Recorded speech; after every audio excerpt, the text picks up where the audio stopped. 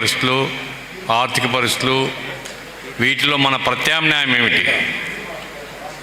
ఏదైతే ఇంతవరకు బేబీ గారు మాట్లాడిన తర్వాత రామకృష్ణ గారు సందేశం ఇచ్చిన సందర్భాల్లో మతోన్మాద శక్తులకు, కార్పొరేట్ శక్తులకు వ్యతిరేకంగా ఒక సమైక్య ఉద్యమాల్ని దేశవ్యాప్తంగా నిర్మించాలి, రాష్ట్రంలో కూడా పనిచేయాలి అనుకుంటున్నాము. సిపిఎం పార్టీ తన భుజస్కంధాల మీద ఆ బాధ్యతను నిర్వహించేందుకు సమాయత్తమవుతుంది. అందులో భాగంగానే ఆ ఎసెన్స్తో ఉండేటువంటి తీర్మానాన్ని మన రాష్ట్ర ప్రధాన కార్యదర్శి కామ్రేడ్ శ్రీనివాసరావు గారు ఇప్పుడు ప్రతిపాదిస్తారు.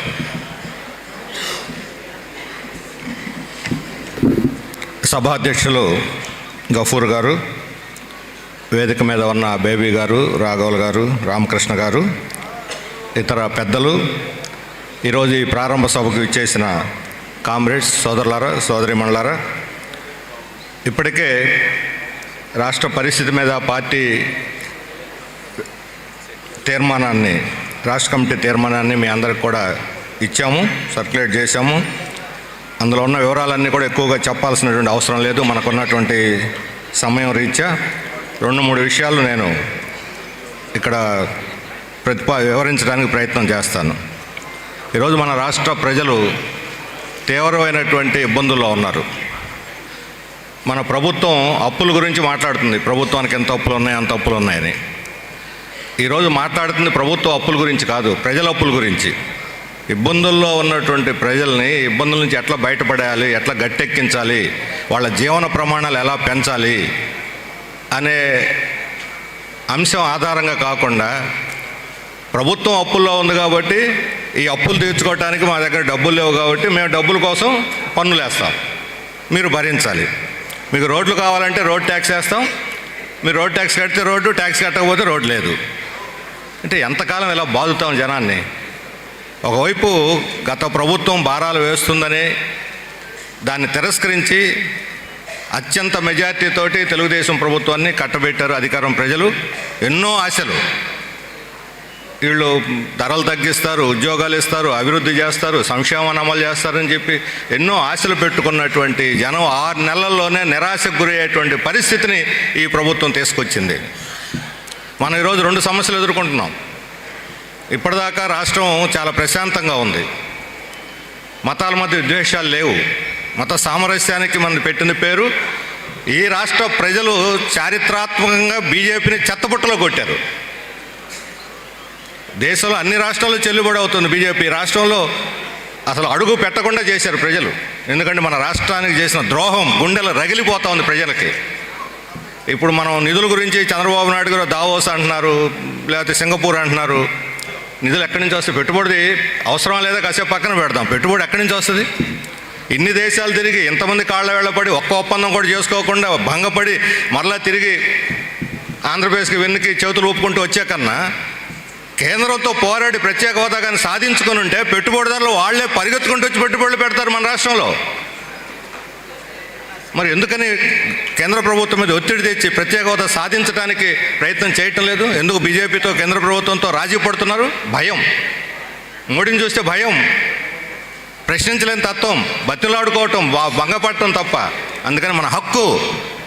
కానీ బీజేపీ రాష్ట్రానికి ద్రోహం చేసింది, ఇస్తానని మాట తప్పింది. దాన్ని తప్పుదారి పట్టడానికి, ప్రజల మధ్య చీలికలు పెట్టడానికి, బీజేపీని ప్రశ్నించకుండా ఉండటానికి ఈరోజు మతోన్మాదాన్ని తీసుకొచ్చి మన మీద రుద్దుతున్నది. ఈ రాష్ట్రం ప్రశాంతంగా ఉన్న రాష్ట్రంలో అధికారంలో భాగస్వామిగా ఉంది బీజేపీ, కేంద్రంలో ఉన్నది బీజేపీ. ఈ అధికారాన్ని ఉపయోగించుకొని ఈరోజు హిందువుల్లో లేనటువంటి భయాన్ని సృష్టిస్తూ ఉంది. దేవాలయాలకు ఏదో అయిపోతుందని చెప్పని ఒక భయాన్ని సృష్టిస్తూ ఉంది.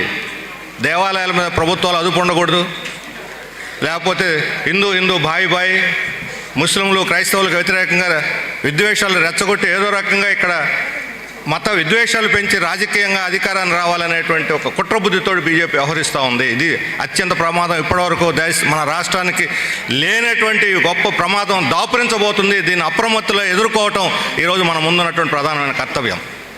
ఒకసారి ప్రజల మధ్య విద్వేషం వస్తే, చీలికలు వస్తే, ఘర్షణ వస్తే మరలా అతుక్కోవడం అంత సులభం కాదు. ఈ ప్రశాంత వాతావరణం కాపాడుకోవడానికి మత సామరస్యాన్ని చాలా ముఖ్యమైంది. అయితే దురదృష్టవశాత్తు అధికారంలో ఉన్నటువంటి తెలుగుదేశం, అందులో భాగస్వామి ఉన్న జనసేన పార్టీ జనసేన పార్టీ పవన్ కళ్యాణ్ గారి గురించి చెప్పాడు ఒక కోణంలో బైబీ గారు. ఈరోజు ఆర్ఎస్ఎస్ వాళ్ళు కూడా మాట్లాడినటువంటి భాషలో ఆయన మాట్లాడుతున్నారు. వాళ్ళు ఈయన అడ్డం పెట్టుకొని వాళ్ళ మతోన్మాద భావజాలాన్ని ప్రజల్లో తీసుకోవడానికి ప్రయత్నం చేస్తున్నారు. ఇది చాలా ప్రమాదకరమైంది. కులాల మధ్య ఉపకులాల మధ్య చీలికలు తెచ్చి దేవాలయాలను రాజకీయ కేంద్రాలుగా మార్చి దేవుడిని వ్యాపార వస్తువుగా మార్చి అధికారాన్ని ఎట్లో గట్ల హస్తగతం చేసుకోవాలి అనేటువంటి ఒక రోడ్ మ్యాప్ పెట్టుకొని కుట్రబుద్ధితోటి బీజేపీ వ్యవహరిస్తూ ఉంది. ఇది కమ్యూనిస్టులకి వామపక్షాలకు మాత్రమే కాదు, ఈ రాష్ట్రానికి చివరికి తెలుగుదేశం యొక్క ఉనికి కూడా ప్రమాదం ఇదని మేము హెచ్చరించదలుచుకుంది ఈ మహాసభ నుంచి. ప్రాంతీయ పార్టీలు ఎక్కడైతే బీజేపీతో రాజీ పడ్డాయో లొంగిపోయో అక్కడల్లా కూడా ప్రాంతీయ పార్టీలు అడ్రస్ లేకుండా పోయినాయి. ఎక్కడైతే వాళ్ళు ప్రతిఘటించి నిలబడ్డారో అక్కడ మాత్రమే ప్రాంతీయ పార్టీలు నిలదొక్కున్నాయి. కాబట్టి బీజేపీతో పోరాడి నిలదొక్కుంటారా, లొంగిపోయి మీ ఆత్మాహుతి మిమ్మల్ని మీరు ఆత్మాహుతి చేసుకుంటారని చెప్పనేది వాళ్ళు తెలుసుకోవాలి. ఇది మొదటి సమస్య మన రాష్ట్రం ఎదుర్కొంటుంది. రెండవది, ఈరోజు మన ఆర్థిక సమస్యలు. నిన్న విశాఖపట్నం కుమారస్వామి గారు వచ్చారు, కేంద్ర ఉక్కు శాఖ మంత్రి. మేము 11,400 ప్యాకేజీ ఇచ్చాం. వాళ్ళు చంద్రబాబు నాయుడు గారు, లోకేష్, వాళ్ళు వీళ్ళు అందరూ దీన్ని తోడ్పడ్డారు, అభినందించండి అని చెబుతూ 3 నెలలు జీతాలు లేవు మీకు, మీ చావు మీరు చావండి అని చెప్పాడు. అంటే